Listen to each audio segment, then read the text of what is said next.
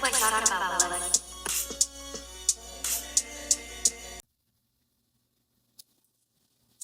Welcome back, guys. Welcome to What You're Talking About, Willis. I'm your host, Via. You can call me V, and welcome to The Situation. Let's talk about it. So, the first thing I want us to kind of go through today is I'm going to play a couple clips, and it's going to be our culture check-in. And it's really just kind of trying to understand, did I miss something? Like, maybe I just didn't get the memo. I'm not on the distribution list. I am not aware. I don't know. But if someone could drop it in the comments and let me know what I missed. By the way, guys, quick disclaimer, looks like my videos are getting flagged. Please like, subscribe, show you're here, show me you like the content, comment, let's get the algorithm moving.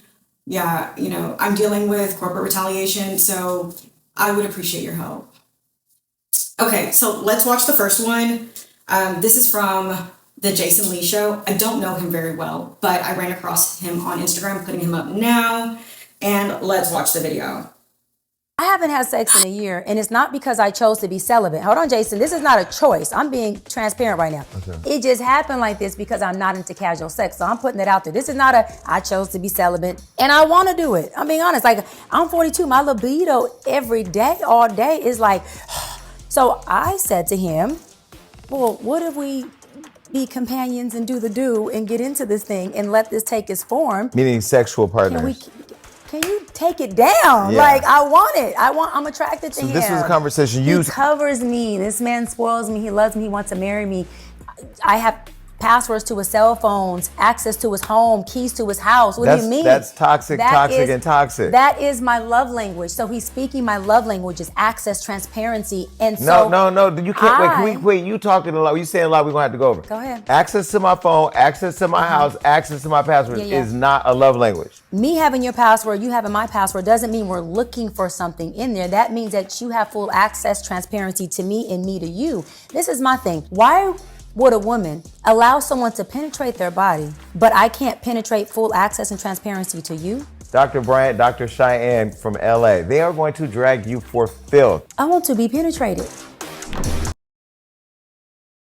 Okay, so off the top, obviously Jason doesn't know love languages. Let's just clarify, access transparency is a love language. It is actually called acts of service, Jason, okay? It is when a person can do things or allow things that shows the other person that you love them.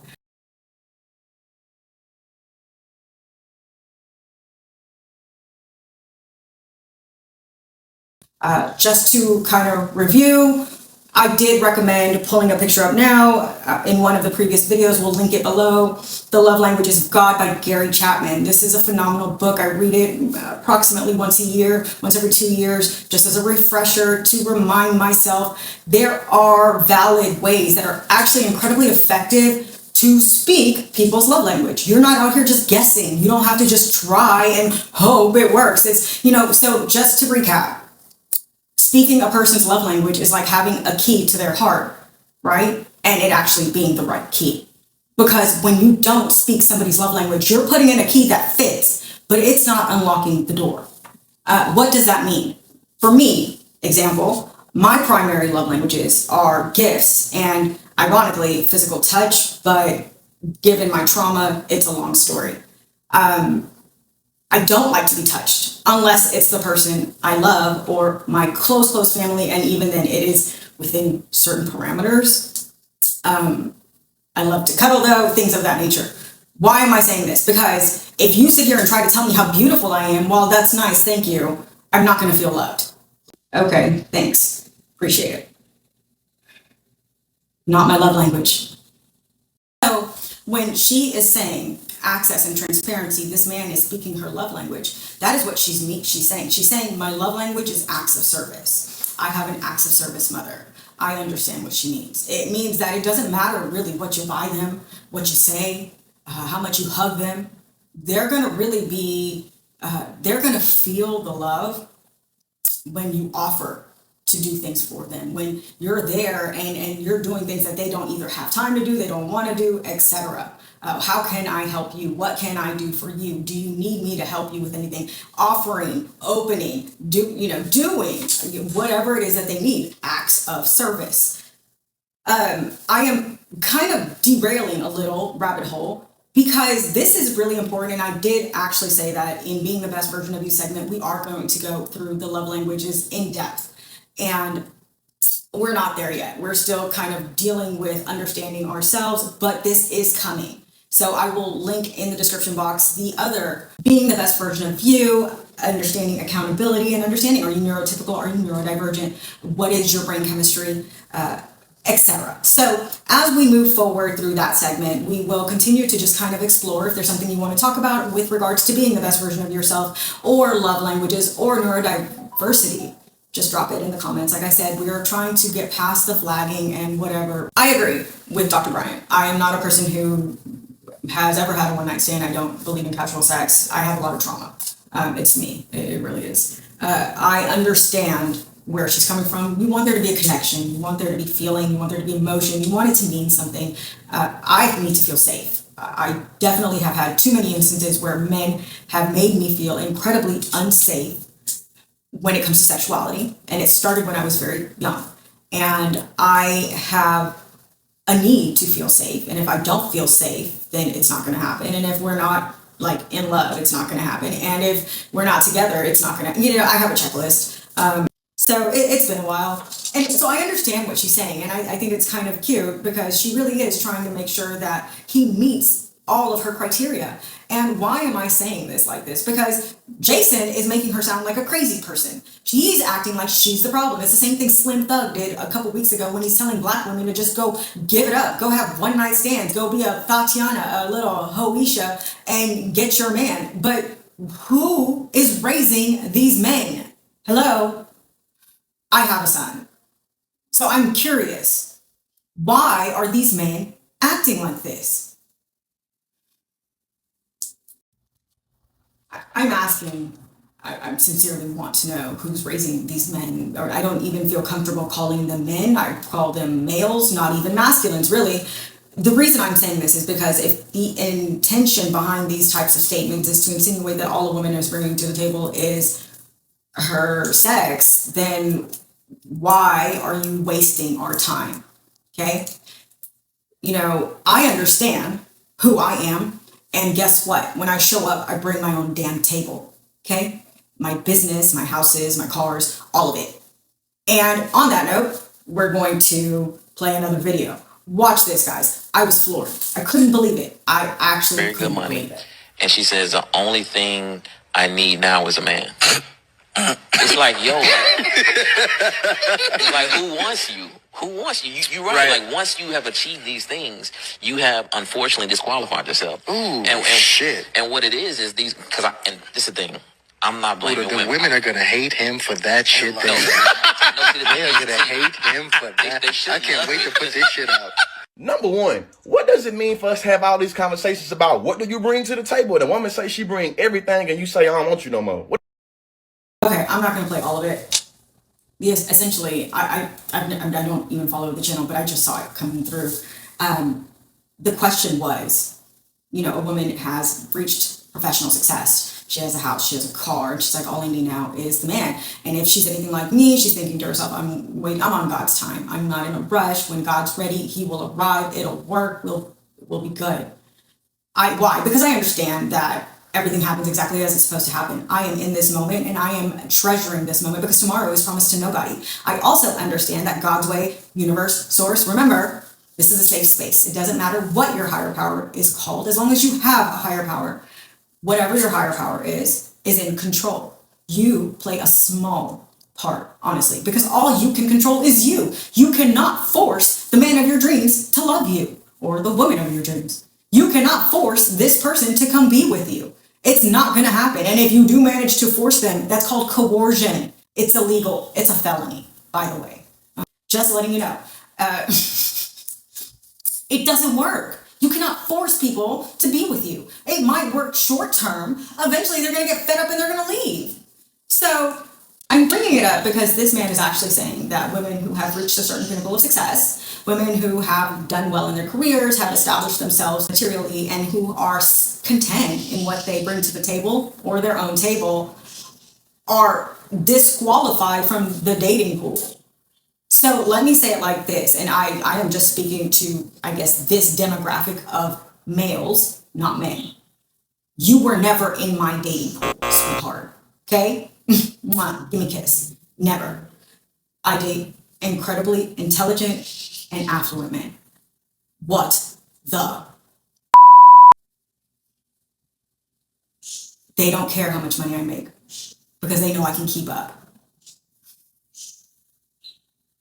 So, to those of us, because I am not alone, we are here, we are strong, we are vibrant, we are beautiful, we are making our mark on this world, and we're doing it with grace. We're doing it looking good.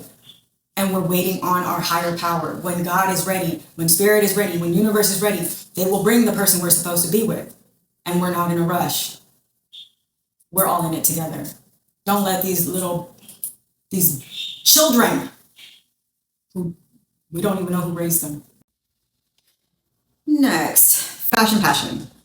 So let's talk about Donatella stepping down from Versace.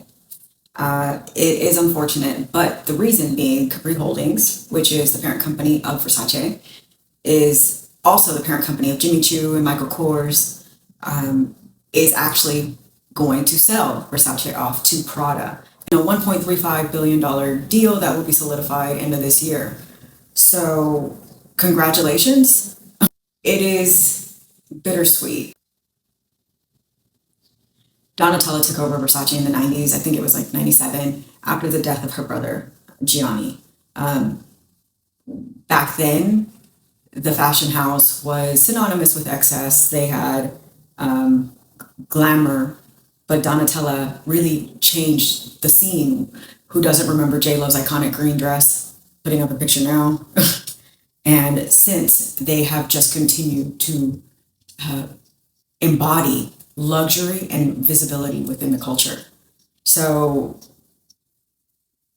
you will be missed. And I will also add that looking into Met Gala, we just walked away from the most successful Met Gala to date. Versace's presence at the Met Gala, or lack thereof. And I'm not going to say that in a condescending fashion, because Donatella was there and she looked fabulous. She was there with brand ambassador Chance the Rapper, and he was wearing iconic Versace vest that was worn by Tupac. We also saw Anne Hathaway in Versace, which she looked stunning. The theme, super fine, an ode to Black culture. You know, this year, what the Met Gala did is beyond breathtaking. It is phenom. You know, in 77 years, they raised $31 million for the Costume Institute of Arts. So round of applause to them for doing what they do and doing it so well. And to give a little background, you know, the Met Gala started in 1948 for $50 a ticket. It was a modest fundraiser for the Costume Institute at the Met. And no celebrities, no red carpets, just fashion insiders, just people who love fashion, organized by fashion publicist Eleanor Lambert. In 1972, Diana Vreeland joins the Met as a consultant, and she introduced the bold themes and celebrity sparkle. That just happened in the 70s. I can't say just, that was like half a century ago, but you get my point. And suddenly the Met Gala isn't just a fundraiser anymore. It is this event. It is, a go-to event. And then the real turning point, I'm not going to say that 1972 wasn't a turning point, because it was, but the real turning point is the one and only Anna Wintour, right? Because Miss Vogue herself came into the picture in the 90s, and she turned it into a $75,000 a plate ticket event with studded stars, a red carpet, a blue carpet. It was the event to be in, and we are so grateful for her. Anna Wintour is an icon in fashion, and most people don't know her name. And after 37 years, she is stepping down from American Vogue. I did enjoy some of the looks very much. So leading the Met in accessories, surprisingly enough, came in Louis Vuitton, putting up a graphic now. one for the homies. Also leading the Met in ensembles, top 10 fashion brands came in, Louis Vuitton. Who would have thought? And the stats that are coming in on Pharrell and his job as creative director of Louis Vuitton, he is doing such a phenomenal job. And to add to that, one of my favorite looks was actually Sabrina Carpenter. Putting up her picture now, looks stunning. I actually thought that she looked so good. People came, they showed up, and the ones who understood the assignment, they really got it. And it is just so refreshing to see that an ode to Black culture is doing so much good for charity, because that means that the culture is, in fact, winning. Next. On this book club, we're talking about Erasure by Percival Everett. He is a distinguished author, a novelist. He is an English teacher at the University of South California. This book is a novel that criticizes the publishing industry's expectations for Black authors. It does talk about race, identity. It forces the reader to assess culture and stigma in a way that could very well be uncomfortable, but eye-opening. Definitely recommended. A great read. Next. What's up? Astronomy check-in. So there was a claim causing a lot of ruckus all over social media. You probably saw it, where the 6-minute blackout all over the world was the largest solar eclipse of a century. Well, while there was a solar eclipse on August 2nd, it was visible from Spain, North Africa, and the Middle East. It was not a total blackout, nor will there be a total blackout in 2025. Let's check back in 2027. Sending peace, love, and light. And as always, remember that I love you.